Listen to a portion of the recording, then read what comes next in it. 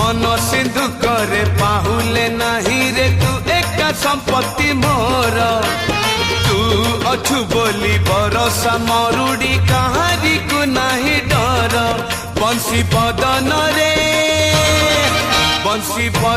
रे हृद चंदन रे चका नयन रे अन मरी जीवित बिना धन मरी जीवित बिना